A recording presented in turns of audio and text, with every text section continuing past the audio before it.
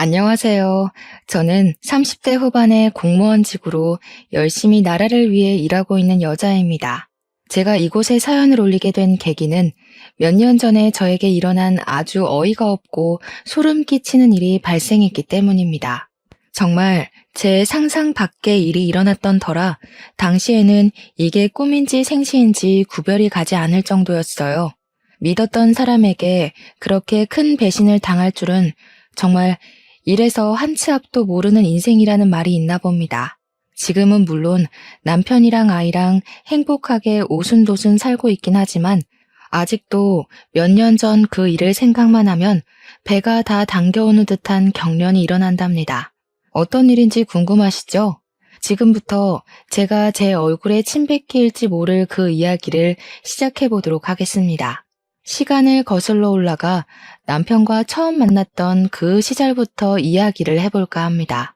저는 남편을 처음 만날 당시 공무원이 되기 위해 시험을 준비하고 있었던 수험생이었습니다. 독서실은 너무 답답해서 저와 잘 맞지 않았고 도서관 열람실을 매일같이 문 열 때 들어가서 문 닫을 때 나오곤 했습니다. 열람실 자리 싸움이 은근히 치열하거든요. 그래서 매일 아침 7시에 가서 자리를 맡아서 공부를 하고 있었죠.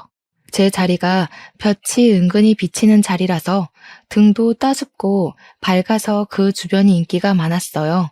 남편은 제 옆옆 자리에 앉아서 항상 공부를 하고 있었습니다. 원래 공부하는 애들의 규칙 같은 게 있거든요. 자기가 앉던 자리에 앉아서 공부를 해야지만 집중도 잘 되고 문제도 술술 잘 풀리는 그런 하찮은 징크스요. 그날 원하는 자리에 앉지 못하면 은근히 공부가 안 되고 신경 쓰이고 해서 하루를 망치곤 하거든요. 매일 아침 7시에 가서 문 열자마자 그 자리를 차지하고 공부를 하는 자리에 집착적인 사람은 물론 저와 남편밖에 없긴 했습니다. 그러다 보니까 서로에게 조금 안면이 있고 눈길이 가게 되었달까요? 관심이 생겼다는 건 아니고 그런 거 있잖아요. 자연스럽게 오늘도 왔네, 내일도 오려나 하는 그런 정도요. 그때는 둘 다 미친 듯이 공부를 할 때라 서로에게 말을 걸거나 궁금할 것도 없긴 했어요. 당장의 합격이 가장 중요한 일이었으니까요. 가끔 화장실에 갈 때나 음료를 뽑아 먹으러 움직일 때마다 남편의 자리를 힐끗 보면 공부 중인 책들이 질비해 있었는데요. 자연스럽게 남편이 변리사 시험을 준비하고 있다는 사실을 알게 되었어요. 변리사 시험은 웬만한 머리로 합격하기 힘들다는 이야기를 익히 들어 알고 있었기에 참 똑똑한 사람인가 보다 하고 말았죠. 제 시험이 코앞에 있는데 제가 뭐 남의 인생에 궁금해할 시간이 있었을까요? 아무튼 소위 말하는 코피 쏟을 정도로 빡세게 열심히 공부를 하고 있었던 어느 날 정말로 제가 코피를 쏟고 말았습니다.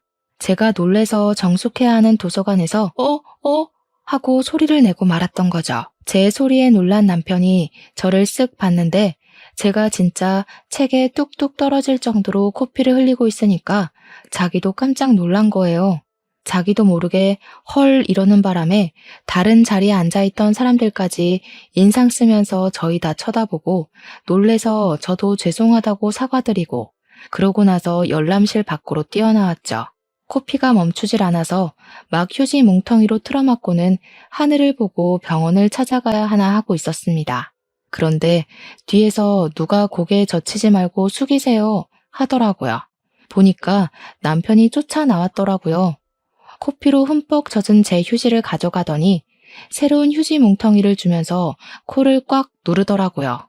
순간 아파서 인상을 쓰긴 했지만 그러고 조금 뒤에 코피가 멎어서 와 대박이다 하고 있었습니다. 뜻밖의 친절함을 만나서 가슴이 조금 두근거리기도 했던 것 같아요. 저한테 공부를 열심히 하시더니 코피까지 쏟는다면서 자기는 아무리 노력해도 코피는 안 나더라고 막 너털웃음을 짓더라고요. 순간 주변 공기까지 얼어붙는 듯한 어색함이 흘렀지만 제 코피를 닦아준 게 너무 고마워서 감사합니다 하고 인사를 했죠. 근데 제 코피를 닦다가 묻은 건지 뭔지 옷소매에 코피가 묻었더라고요. 피라서 잘 지워지지도 않을 텐데 너무 미안했죠. 제가 되게 조심스럽게 소매에 제 코피가 묻은 것 같다고 이야기를 하니까 아, 이거 아끼는 옷인데 하면서 옷을 살펴보더라고요. 아끼는 옷 같아 보이긴 했어요.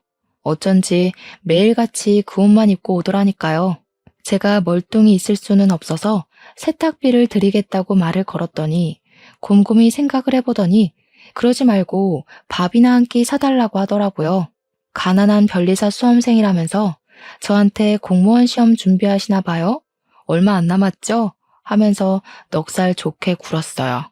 저는 속으로 솔직히 세탁비 얼마나 한다고 밥을 사라는 건지 좀 구시렁거리고 있었거든요. 그래도 저한테 고마운 사람이니까 한 끼 사겠다고 했더니 예상 밖으로 도서관에 있는 매점에 가서 우동을 시키더라고요. 여기 우동 국물이 진짜 끝내준다고 아무래도 대기업 우동 국물 받아다 쓰는 것 같다고 하더라고요. 은근히 웃긴 모습도 있고 사람이 수더분하기도 하고 밥 먹는 내내 어색할 것 같았는데 의외로 재밌고 어색하지도 않았습니다. 그렇게 3개월 정도를 더 도서관에서 매일 보면서 눈인사도 하고 가끔 같이 밥도 먹고요. 뭐 그래봐야 우동이긴 하지만요. 그렇게 커피까지 나눠 마시는 사이가 되었습니다. 저는 시험 전날이 다가왔고 오늘이 마지막 도서관 출입이 되겠다고 깊은 다짐을 하면서 공부를 시작했어요. 그런데 옆 자리에서 계속 저를 힐끔힐끔 보던 남편이 저한테 쪽지를 하나 건네주더라고요. 내일 시험이죠? 이렇게 쓰여있는 쪽지를요. 제가 고개를 끄덕이니까 잠깐 나가서 커피라도 한잔하자고 하더라고요. 남편을 뒤따라서 나가니까 저한테 초콜릿 상자 하나를 내미는 게 아니겠어요? 시험 잘 보고 오라고 꼭 합격하라면서요. 그러더니 혹시 합격이라도 하면 내일부터 도서관에 나오지 않는 거냐고 물어보더라고요. 이 차는 면접이라서 굳이 나올 필요 없을 것 같다고 이야기하니까 번호를 좀 알려달라고 했습니다. 얼굴이 빨갛게 변해서 이야기를 하는데 괜히 저까지 얼굴이 달아오르는 느낌이었어요. 못 알려줄 것도 없다 생각해서 번호를 교환하고 저는 다음날 공무원 시험을 봤고요. 가채점 결과 무난하게 합격할 수 있을 것 같았습니다. 공무원 시험을 준비한 지 1년 만에 저는 최종 합격을 했고 공무원이 되었습니다. 가족들은 당연히 난리가 났죠. 노후가 제대로 보장이 된 공무원이 되었으니 이제 시집만 잘 가면 된다고요. 저도 무척이나 기뻤지만 그 기쁨 가운데 속 어딘가에 남편의 시험이 궁금하고 생각이 났어요. 제가 시보 생활을 끝마친 뒤 주민센터에 발령이 나서 일을 하는 동안에도 남편은 열심히 공부를 하고 있었습니다. 공무원이라는 게 민원만 잘 해결해서 끝이 나는 게 아니더라고요. 정말 일이 너무 나빠서 정신이 없을 정도였습니다. 이 일을 어떻게 한 사람이 다 했을까 싶기도 했고요. 인원이 하루빨리 충원되기만을 기다렸죠. 그렇게 바쁜 와중에도 사람들은 죄다 연애도 하고 취미생활도 즐긴다고 하잖아요. 저도 뭐 별반 다를 거 없는 인간이더라고요. 하루가 어떻게 흘러가는지 모를 정도로 일이 바쁜 와중에도 틈틈이 남편과 연락은 이어나갔습니다. 저한테 오늘 하루는 어땠냐? 자기는 날 공부하느라 정신이 없다. 이런 식으로 연락이 오면 저는 실무를 맡게 되니까 너무 어렵다. 공무원 시험에 나오는 문제들이랑 실무는 너무 다르다 하면서 일상 대화를 이어나갔죠. 남편은 주말에도 공부를 해야 하니까 사실 만나서 밖에서 뭐 데이트를 한다거나 하는 일은 없었지만 도서관에는 휴관일이라는 게 존재한답니다. 나라에서 운영하는 공간이다 보니 주에 한 번 휴관일이 꼭 있거든요. 그때나 잠깐 만나서 못다한 이야기를 꼭 피웠죠. 제가 일하는 주민센터가 도서관이랑 멀지 않은 곳이라는 것도 큰 장점 중에 하나였어요. 점심시간에 실무관들이랑 같이 밥을 먹지 않아도 되는 날에는 도서관에 가서 남편이랑 같이 우동을 먹었거든요. 그렇게 시간을 보내다 보니까 어느 날 문득 우리가 데이트를 하고 있는 게 아닌가 하는 생각이 불쑥 들더라고요. 저는 항상 명확한 걸 좋아하는 성격이었기에 그냥 남편에게 대놓고 물어보았습니다. 혹시 우리 무슨 사이인지 알아요? 하고요. 한참 말이 없던 남편이 저한테 쑥스러워하면서 말을 하더라고요. 사실은 어떻게 말을 해야 하나 고민을 하긴 했었다면서 우리 사귈래요? 하고요. 저도 뭐 남편한테 스며들고 있었던 터라 고개를 끄덕이며 긍정의 표시를 보냈고 우리 둘은 그날부터 연인 사이로 발전하게 되었습니다. 남편은 저와 연애를 시작한 지 얼마 되지 않아 변리사 시험을 보았고요. 아쉽고 슬프게도 1차에서 낙방을 하고 말았습니다. 변리사 자격증을 따는 게 정말 쉬운 일이 아니더라고요. 물론 공무원 시험도 쉬운 건 아니었지만 조금 차원이 다르다고나 할까요? 진짜 쟁쟁한 똑똑이들 사이에서 치열하게 경쟁을 해내고 쟁취를 해야 했어요. 저라고 쉽게 공무원이 된 건 아니지만 변리사 시험은 아예 1년을 통으로 써가면서 시험을 봐야 하니까 힘들긴 하겠더라고요. 남편은 다음 시험을 준비하기 위해 공부에 다시 돌입을 하게 됐고요. 저는 제 월급을 털어가면서 남편의 뒷바라지를 시작했습니다. 도시락을 싸들고 찾아가서 배를 채워주기도 했고, 쉬는 날 남편이 도서관에서 공부를 하니까 저는 그 옆에 앉아서 책을 보기도 했고요. 그냥 같은 공간에 있는 것만으로도 행복하고 안정감이 느껴지더라고요. 그런 식으로 소소한 데이트를 즐기면서 1년을 보냈고 남편은 두 번째 시험을 보게 되었습니다. 이번에는 1차를 합격했기 때문에 더 집중해서 2차 시험을 준비하고 있었어요. 4개월이라는 시험 준비 기간이 존재했기에 남편은 정말 마지막이라고 생각하고 준비를 할 거라고 다짐을 했죠. 4개월은 정말 꼬박 공부에만 매달렸음에도 남편은 2차 시험 결과를 낙방으로 맞이해야 했습니다. 그렇게 연말은 찾아왔고 남편과 저는 우중충한 분위기로 새해를 맞이할 준비를 시작했어요. 그렇게 2년 가까이 만나오면서 나이가 어느 정도 홍기에 가까워져 오게 되었습니다. 물론 남편과 알게 된 시간은 좀 더 길었지만 연인이 된 시점으로 봤을 때는 2년이었죠. 제 나이가 벌써 35살에 접어들었고 집에서는 공무원 딸내미 언제 시집가나 목 빠지게 기다리고 계셨어요. 솔직히 공무원이 월급은 좀 작을지 몰라도 연금 생각하면서 버티는 거 아니겠습니까? 정년도 길고 노후 보장은 정말 확실한 직업이니까요. 게다가 나라의 녹봉을 먹는 직업이니 국가에서 지원이 나오는 것도 꽤 괜찮은 게 많았거든요. 자연스럽게 선자리가 줄줄 이어지곤 했습니다. 그때마다 저는 당연하게도 만나는 사람이 있다고 거절을 하긴 했었는데 저희 집에서는 무척이나 탐탁지 않아 했습니다. 변리사 시험을 준비 중인 남편은 기약 없이 공부를 해야 하는 입장이었으니까요. 공부만 죽으라고 하는 사람이 돈이 있겠습니까? 당연히 돈도 없고 돈을 벌지도 못하는 입장이었으니까 우리 딸이 뭐가 모자라서 저런 남자를 만나냐고 했어요. 같은 공무원이나 아니면 교사 같은 사람이라도 만나면 정년까지 얼마나 안정적이겠냐고 저를 설득하셨죠. 어쩐지 선자리를 들이밀 때마다 저랑 비슷한 직업군에 있는 사람들로 추려오시더라고요. 저는 버티다 안 되겠기에 남편에게 솔직하게 이야기를 했습니다. 집에서는 제가 하루라도 빨리 결혼하길 원하고 있다고요. 안정적인 직장을 가지고 노후가 보장된 사람이랑 결혼하기를 바라고 있어서 그런 사람들을 골라다가 선자리를 들이민다고 했습니다. 그때 남편은 정말 바보 같게도 저에게 헤어지자고 이별을 고했습니다. 자기가 앞으로 몇 년을 더 공부하게 될지 기약이 없다면서 부모님 마음에 쏙 들 수 있는 좋은 사람을 찾아가라고 했어요.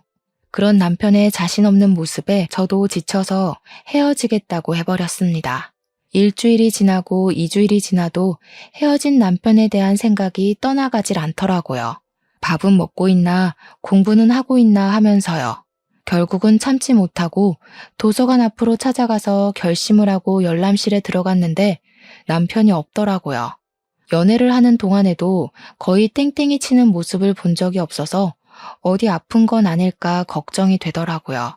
저도 모르게 남편의 집을 찾아가게 되었습니다. 남편의 집 앞에 도착해서야 이성이 찾아오면서 제가 여길 왜 왔는지 도무지 모르겠더라고요. 문 앞에서 발만 동동 구르면서 어쩌지 하고 있는데 뒤에서 누가 저한테 저기요 하고 말을 거는 거예요. 웬 아줌마가 저를 의아하게 보면서 여기 무슨 일로 찾아오신 거냐고 묻는데 느낌이 딱 남편의 엄마, 그러니까 시모 같더라고요. 제가 진한 씨 어머님이세요? 하고 물어보니까 고개를 끄덕이시더라고요. 솔직하게 이야기를 하는 게 좋을 것 같아서 사실은 내가 진한 씨랑 오래 만난 여자친구라고 헤어졌는데 도무지 걱정이 되고 보고 싶고 해서 찾아왔다고 말을 했습니다.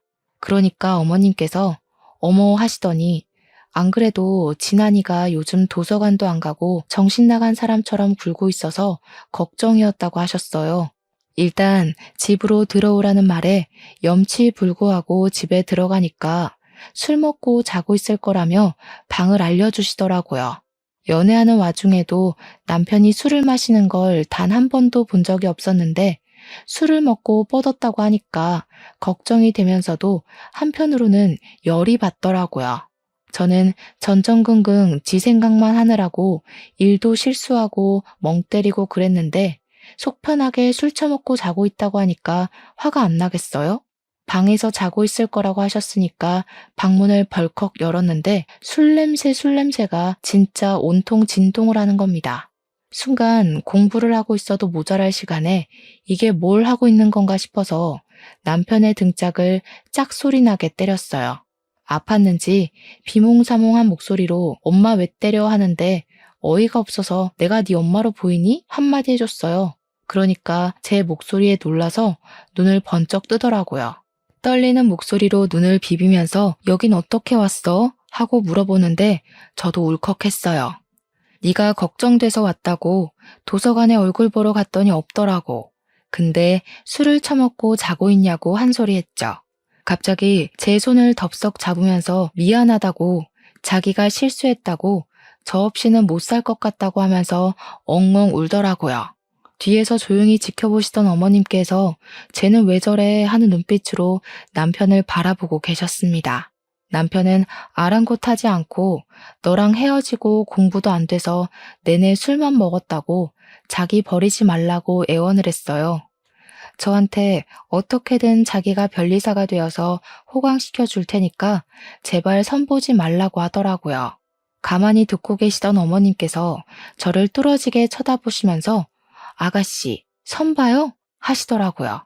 그래서 아니라고 제가 보겠다고 한 건 아닌데 집에서 자꾸 닥달을 하신다고 이야기를 했죠. 어머님께서 한숨을 푹 쉬시면서 자기가 다 미안하다고 하셨어요. 우리 아들이 참 똑똑했어. 공부도 엄청 잘했고 대학도 내노라 하는 유명한 학교를 나왔고 근데 대기업에 떡하니 취업해놓고 회사 생활 몇 년 하더니 도저히 안 되겠대. 직장 스트레스 견디지 못하겠다고 질질 짜더라고. 그래서 내가 지원해 줄 테니까 공부를 더 해보라고 했어요. 우리 아들이 공부 하나는 기가 막히게 잘했으니까 잘할 거라고 생각했는데 이렇게 2년이나 보낼 줄은 몰랐어. 원래 변리사 시험이 한 번에 되기 힘든 거 알고 있어요. 전 이해하고 기다릴 수 있어요. 무작정 기다리라고만 할 수도 없고. 아가씨네 집에서 물론 우리 아들이 부족해 보이겠지. 그렇겠지만 우리 아들이랑 결혼을 할 생각은 없어? 갑자기 결혼을 이야기하시는 바람에 저는 놀라서 눈을 동그랗게 떴습니다. 아주 잠시 고민을 하다가 솔직히 털어놨어요. 현실적으로 무지개 공부하는 남편을 두고 당장 제 월급만 가지고 생활하기가 쉽지 않을 거라고요. 그러다 애라도 덜컥 가지면 정말 막막할 것 같다고 언제 취직이 될지도 모르는 거고 그렇다고 아예 결혼 생각이 없는 것도 아니라고 했습니다. 이번에 짧은 이별을 겪어보니까 서로에 대한 마음이 얼마나 깊은지 한 번 더 깨닫게 된 것 같다고요. 그 말을 끝마치기 무섭게 시모가 저한테 갑자기 재산 자랑을 하시더라고요. 내가 우리 남편이 병으로 급사하고 받은 보험금을 어찌 굴려야 하나 고민을 했거든. 그러다가 독거노인 할머님들이 만든 소품을 판매하기로 사업을 시작했어. 이게 인터넷에 꽤 소문이 퍼져가지고 주문도 많이 받고 봉사재단에서 후원도 들어오기 시작하면서 꽤 수익이 남아. 좋은 마음으로 시작해서 그런 건지 다 내 돈복으로 돌아오더라. 우리 아들이 시험에 합격할 때까지 내가 부족한 부분은 채워줄게. 그러니까 우리 아들이랑 결혼해서 살아주면 안 될까? 그 말을 하시는데 이게 단지 돈자랑으로만 보이지 않고 정말 어머님이 아들을 끔찍하게 사랑한다는 모성애가 느껴졌어요. 제 손을 꼭 잡고 있는 남편과 저한테 아들을 잘 부탁한다고 말하는 시모 사이에서 진퇴양난이라면 그렇게 보일 수도 있겠지만 저는 좋았습니다. 남편에게 정식으로 프로포즈를 받고 집에다가 결혼을 하겠다고 이야기를 했습니다. 친정에다가는 통보식으로 전했더니 부모님께서는 당연히 난리가 나면서 반대를 시작하셨죠. 어떻게 다른 직업도 아니고 백수사위를 맞으라고 이야기를 할 수 있냐고요. 아무리 사돈어른이 가진 돈이 있다고 해도 그렇게 평생 살 수 없지 않냐고요. 사업하는 사람이 언제까지 사업이 잘 될 거라는 보장도 없고 귀하게 키운 딸 그런 불구덩이 속으로 보낼 수 없다고 하셨어요. 죽어도 안 된다고 머리까지 싸매고 반대를 시작하셨고 우리 남편은 문전박대를 당하기 일쑤였으며 소금을 맞기도 했습니다. 그럴 때마다 저도 부모님께 얼마나 화를 냈는지 몰라요. 공부하기도 바쁜 사람인데 매일같이 찾아와서 시간을 낭비하는 것도 서러웠고요. 아들이 이런 취급을 받는 걸 아시면서도 시모는 저를 응원해 주었습니다. 우리 아들이 죽고 못 산다는데 조금만 버텨달라고요. 제가 다 얼굴이 화끈거리고 죄송해서 할 말이 없었죠. 그렇게 한 달을 꼬박 매일같이 찾아와서 갖은 모욕을 당하면서도 제가 없으면 죽어도 안 된다는 남편에게 우리 엄마가 먼저 함락당하셨습니다. 우리 남편이 참 성품도 바르고 또 시모가 독거노인을 위한 사업을 하고 있다는 걸 알게 되면서 인성은 훈훈한 집안이라고 느끼신 거죠. 엄마가 마음의 문을 열고 집에 발은 들이게 해주자 집안 분위기가 점점 우호적으로 바뀌게 되었습니다. 철옹성 같은 우리 아빠는 끝까지 반대 의견을 굽히지 않았으나 결국 상견례 자리를 가지게 되었습니다. 물론 상견례 자리까지 오기에는 저의 단식 투쟁이 좀 큰일을 하긴 했죠. 결혼 허락을 해주지 않으면 집에 발도 들이밀지 않겠다. 내가 손주를 두루두루 낳고 살 때 아빠는 외롭게 살아갈 거라고 항쟁한 결과였습니다. 상견례 자리에서 시모는 고개를 연신 숙여가며 모자란 아들을 받아주셔서 정말 감사드린다고 인사를 하셨어요. 귀한 딸을 며느리로 맞이할 수 있게 허락을 해주셔서 감사하다고요. 시모가 저 자세로 나오면서 저를 아낌없이 사랑해주겠다고 말을 하자 우리 엄마도 몸둘 바를 몰라 하셨습니다. 아빠는 여전히 노기가 가라앉지 않아 심기불편해 하셨지만요. 그래도 시모가 시집살이 같은 거 절대 시키지 않을 거라고 애들 살림에 관심 갖지 않을 거고 매달 일정 금액도 지원해 주겠다고 하셨어요. 집도 원한다면 본인 이름으로 대출을 받아서 해줄 거라고 하니 그제야 아빠의 화가 점점 가라앉았죠. 세상에 어느 부모가 자기 딸을 귀하게 대접해 주겠다고 연신 굽신거리는데 싫은 사람이 어디 있겠습니까? 결국엔 다들 웃는 얼굴로 상견례 자리를 마치게 되었고 자연스럽게 결혼식 날을 잡게 되었습니다. 제 친구들이며 공무원 동료들은 백수랑 결혼한다는 사실에 무척이나 놀라워했습니다. 누구보다 안정적인 노후를 위해 달려온 저의 파격적인 행보에 얼마나 사랑하면 저럴 수 있을까 싶었던 거였겠죠.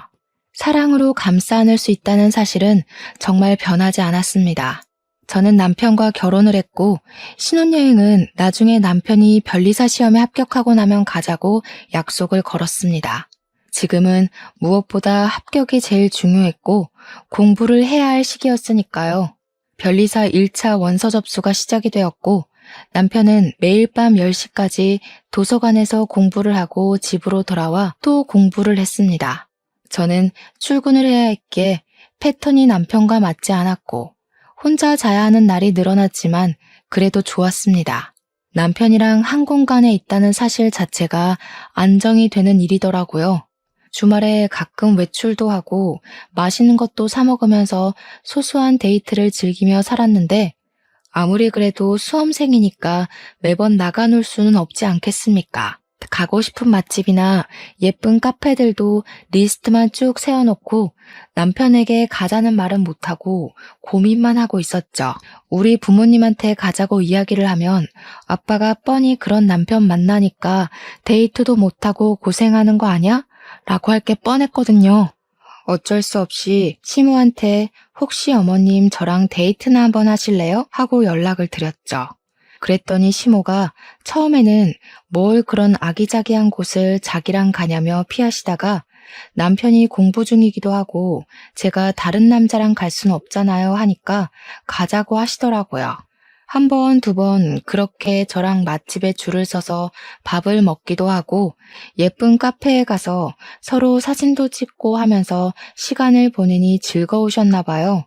맨날 집에서 일만 하시다가 젊은이들 가는 공간에 같이 가서 바람 쐬고 하니까 좋으신 거죠. 어느 날부터는 먼저 연락이 와서 파주에 엄청 맛있는 유부 우동집이 있다던데 한번 가보자 하면서 저를 끌고 다니셨어요. 그래서 남편보다 시무랑 훨씬 더 즐거운 추억을 만들게 되었죠.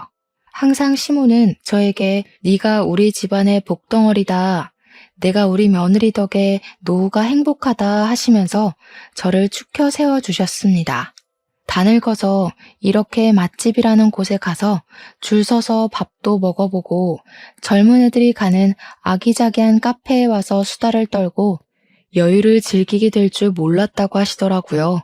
어머님이 자기 젊었을 때 이런 곳이 없었던 것도 있지만 시부가 이런 데에 데리고 올 생각도 안 했다고 하셨어요.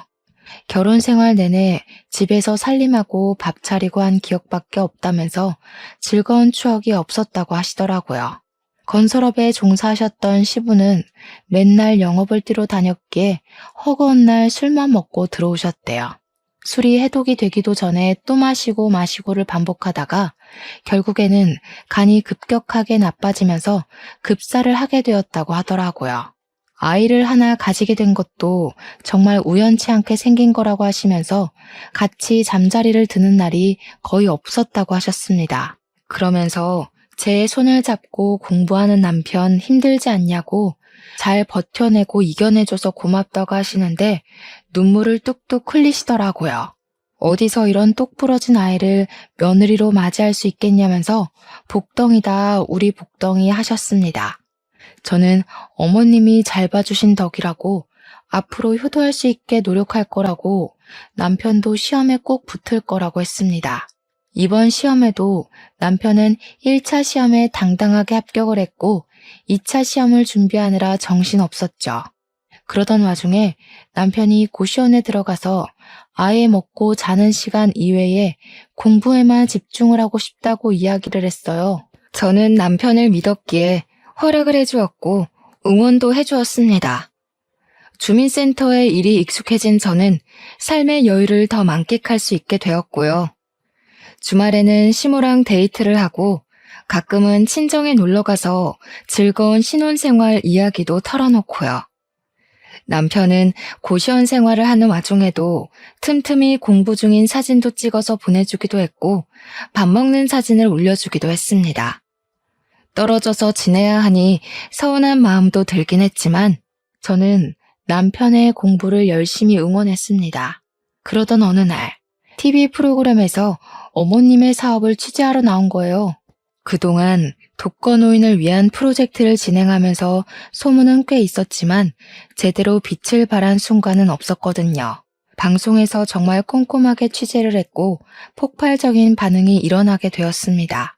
저렇게 대단한 일을 하는 업체도 있구나 하면서 사람들이 관심도 가져주고 기사도 많이 쏟아지고 각종 매체에서 어머님의 인터뷰를 따내려고 노력했죠. 어머님은 순식간에 유명인사가 되었고요. 사업은 이전과 비교할 수 없을 정도로 엄청나게 성장하게 되었습니다. 남편은 2차 시험을 무사히 치렀고 그렇게 또 한 해가 저물어가게 되었습니다. 남편은 변리사 시험을 본 지 4번째 만에 드디어 합격이라는 것을 하게 되었습니다. 정말 세상을 다 가진 기분이 들었다니까요. 어머님 사업은 잘 되지 남편은 변리사가 되었지. 남편은 저에게 이제 우리 고생 끝난 거나 다름없다고 행복길만 열렸다면서 저를 업고 아파트 단지 한 바퀴를 돌겠다고 난리를 쳤어요. 우리 시모는 그런 남편을 보면서 주책이다 주책이야 하면서도 우리 남편 고생했다고 토닥여 주었죠. 친정에서도 드디어 변리사 사위 얻었다면서 축하 파티를 열어주셨습니다.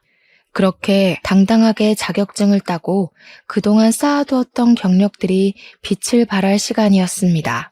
좋은 대학을 졸업한 것도 대기업에서 일을 했었던 경력들까지 한데 모이니 인정이 되더라고요.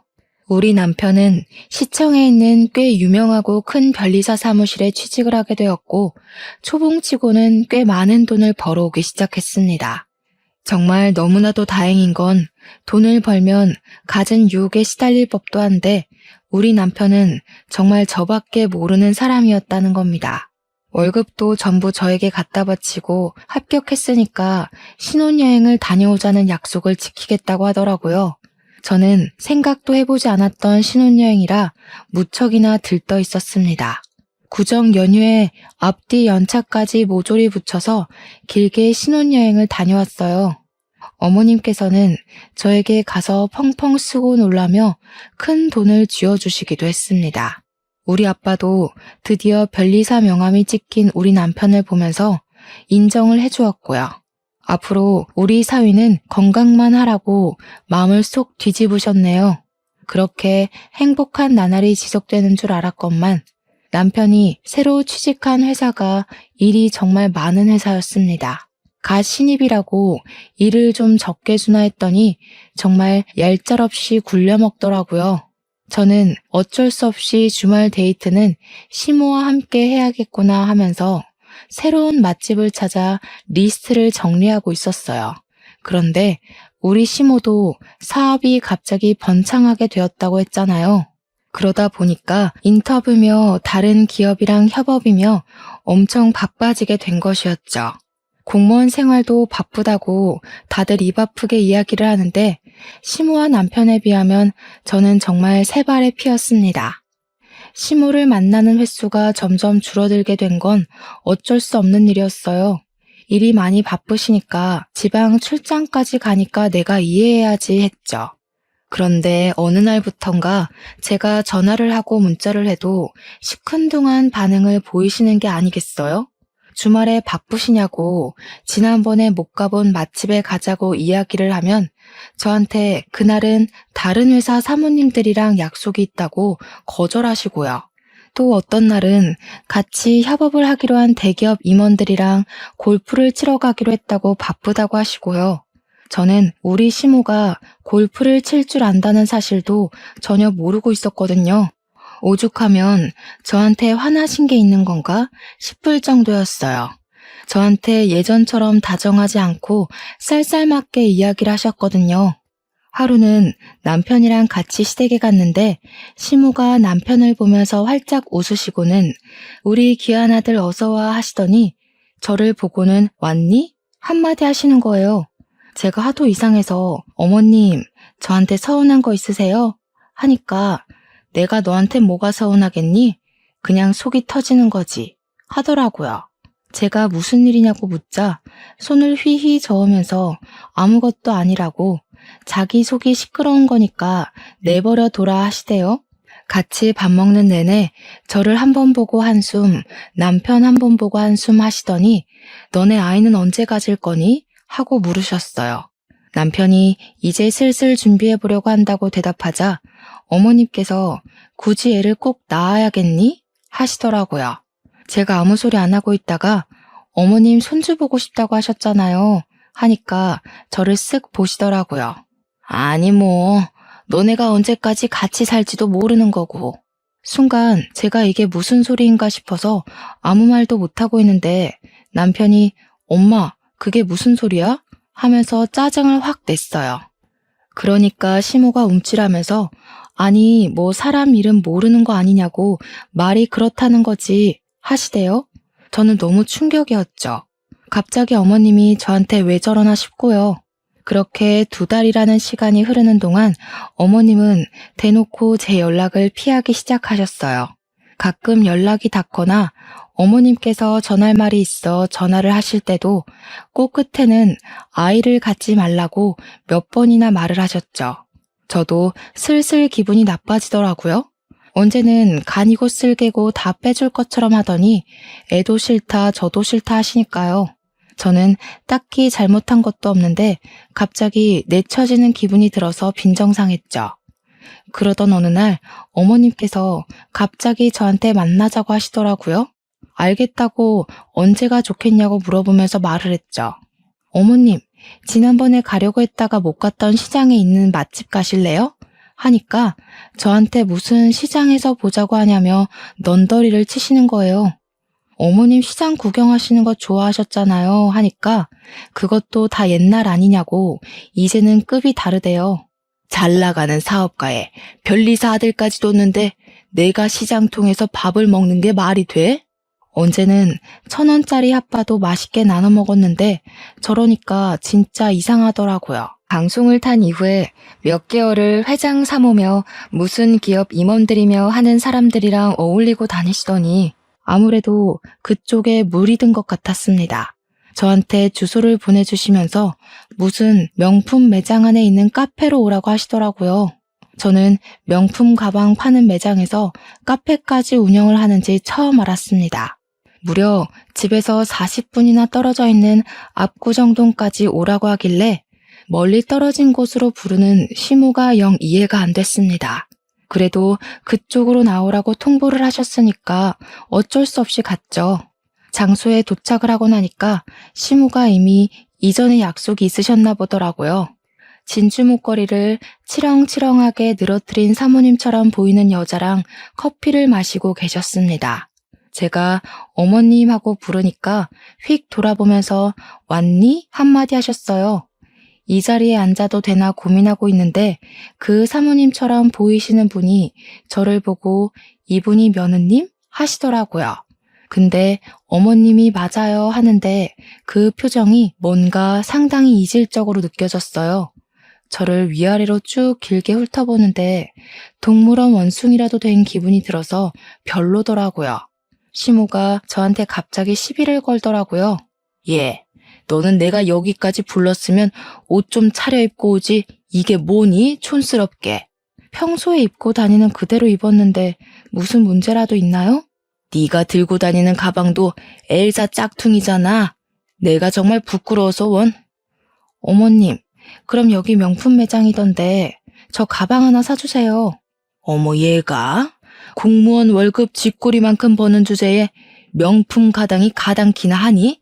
남들은 지 시모한테 턱턱 사다 바친다던데 네 월급 3달 모아봐라. 여기 가방 하나 살 수 있나? 순간 제가 너무 부끄러운 거예요.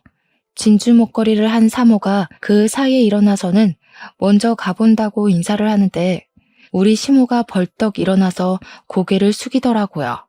사모님, 다음에 뵙고 다시 이야기 나누자고 굽신거리면서 제가 잘 타이를게요 하는데 이게 뭐지 싶었어요. 그 사모님이 가시고 나서야 여기까지 무슨 일로 부르신 거냐고 물어보니까 시모가 저를 빤히 보더니 충격적인 이야기를 하시더라고요.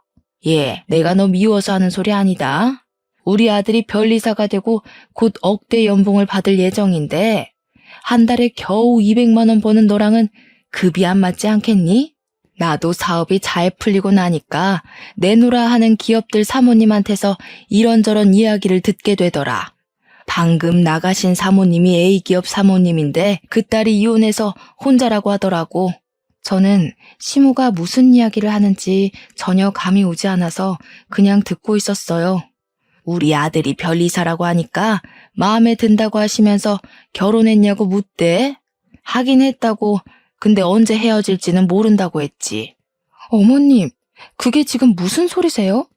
자기 딸도 돌싱이라면서 애만 없으면 이혼시키고 재혼시키는 게 어떻겠냐고 하시더라. 집안도 빵빵하고 딸이 음악을 했는데 음대에서 교수하고 있대. 너랑은 완전히 급이 다르지 않니? 그래서 지금 저보고 이혼이라도 하라는 말씀이세요? 공무원 시험 한 번에 합격했다더니 말귀를 잘 알아듣는 건 아주 좋아. 우리 아들 좀 놔주라. 우리 아들 재혼하면 더 잘 나갈 수 있는데 내가 마음이 급해서 너무 섣부르게 결혼을 시켰어. 제가 진짜 어이가 없어가지고 믿었던 시모에게 발등 제대로 찍힌 거죠. 저도 할 말은 해야겠다 싶었습니다. 제가 어머님 아들이랑 결혼해서 백수이던 시절에 돈 다 벌어와서 먹여 살린 거 아시죠? 그 뒷바라지 다 해가면서 별리사 만들어놨더니 이젠 나가 떨어지라고요? 절대 안 되죠. 제가 누구 좋으라고요? 어머님, 멀쩡한 부부 갈라놓으려고 수 쓰시는 거였어요? 어머님이 이런 사람인 거 다들 알고 있고요? 내가 뭐 빈손으로 나가라고 하겠니? 위자료 돈독하게 챙겨줄게. 네가 그 돈을 어디서 만져보겠어? 그깟 위자료 얼마나 주실 건데요?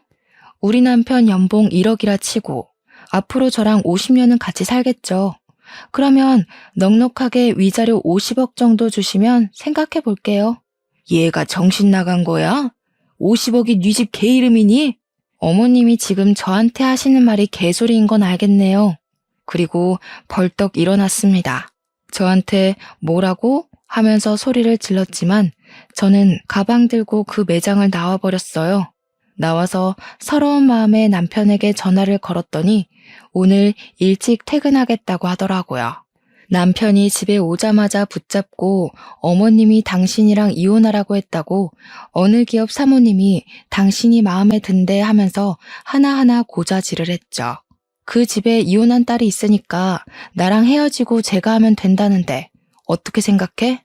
그 말이 끝나기 무섭게 남편 얼굴이 창백해지더라고요.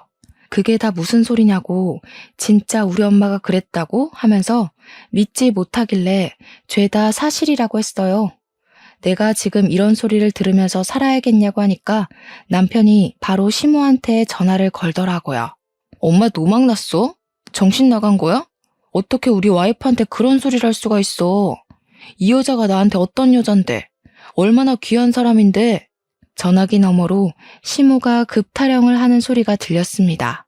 내 급에는 우리 와이프도 감지덕지거든? 어디서 이런 여자를 만나? 허튼 소리 할 거면 앞으로 우리한테 연락하지도 마세요. 그러더니 남편이 제 전화를 가져가서는 시모 번호도 차단해버리고 문자랑 전화도 차단시켜 놓더라고요. 저를 꼭 안아주면서 당신 없으면 못 산다고 절대로 이혼 못한다고 하더라고요. 오히려 남편이 강하게 나오니까 제가 더 고맙지 뭐예요. 그 이후로 어떻게 됐냐고요? 당연히 시모는 우리 집에 발도 못 붙이게 되었죠. 남편에게 연락해도 받지 않았고 제 연락처에는 죄다 차단이 되어 있었으니까요. 그 난리가 난 날 저희에게는 새 생명이 찾아와서 저는 10달을 꼬박 품고 포동포동 귀여운 아들을 출산했습니다. 제가 임신한 걸 어떻게 알았는지 시모가 열받아서 남편 회사에 찾아가서 이혼하라니까 무슨 애를 낳고 있냐고 난리를 쳤대요. 당연히 그 난리친 이후로 우리 아이 한 번도 못 보고 지금까지 사는 중이랍니다. 우리 시모 사업은 방송 탄 이후로 아주 잠깐 반짝했다가 지금은 다시 시들시들해져서 이전으로 돌아갔어요. 회장 사모님들이며 임원들이며 단물 다 빠진 시모한테 골프는커녕 전화도 안 하는 것 같더라고요. 이게 다 인과응보 아니겠어요? 그렇게 급타령하면서 잘난 척하더니 지금은 외롭게 손주 얼굴도 모른 채 살아가고 있으니까요. 남편은 견고하게 저를 지켜주고 있어요. 저도 여전히 공무원으로서 열심히 하루하루를 잘 살아가고 있답니다. 이래서 마음을 곱게 쓰고 살아야 하나 봐요. 여러분들도 인과응보를 꼭 마음에 새기면서 사시길 바랍니다. 길었던 제 사연 들어주셔서 정말로 감사합니다.